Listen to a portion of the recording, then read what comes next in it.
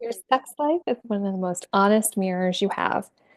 Now, it's not for the reasons you think. It's not because it's about morality or performance or body count or any of that, but because your sex life shows you, without filters, what you believe you are allowed and capable of wanting and receiving. In the bedroom of your personal life, sex work aside, you're not following anyone's script. There's no customer to please. There's no external metrics of success. It's about what feels good. Just you and another person or persons, however you choose to get down, safe, sane, and consensual always.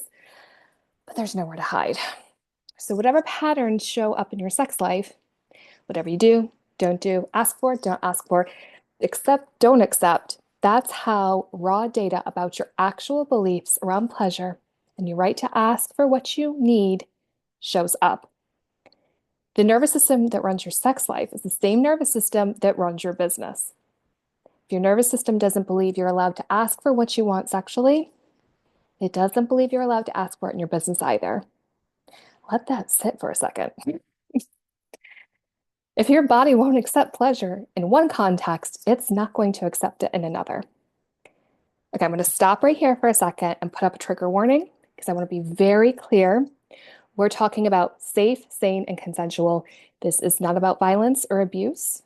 That's a completely different situation and one where your experience is valid. This is about positive, healthy sex lives, one that's mutually satisfying, adventurous, genuinely pleasurable. And in that sex life, you have to ask for what you want. You have to be able to say, this is what feels good. I like this. Can we try that? Now, in your business, asking for what you want looks like naming your price, asking for maybe a higher rate than you're charging right now because you realized your worth, declining a request that's outside what was agreed upon, telling a client what you need in order to work together, not just following their script, saying no when a client isn't the right fit and you know it, but you're just like, maybe, but you're like, oh. If you can't ask for what you want sexually, your nervous system isn't likely to develop that capacity to ask for what you want in your business either. A good sex life requires the ability to receive pleasure. But if you're conditioned to believe that pleasure is dangerous, or something you have to earn, or something you should feel guilty about, you can't receive it. Your body's going to tense up, your mind's going to spin, and you know what I'm talking about. Especially this happens to ladies a lot. You get in your head, thinking about all the things.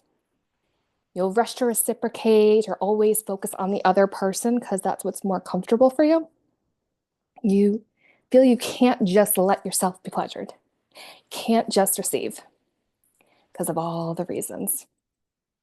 In business, receiving looks like accepting payment without shame.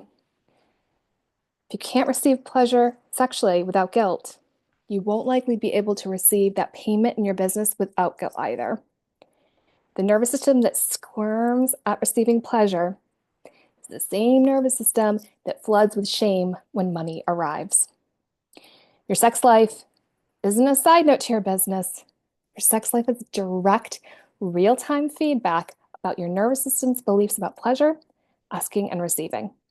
If you want to run a business where you ask for what you're worth, where you receive payment without guilt, you have to rebuild your nervous system's capacity in these areas.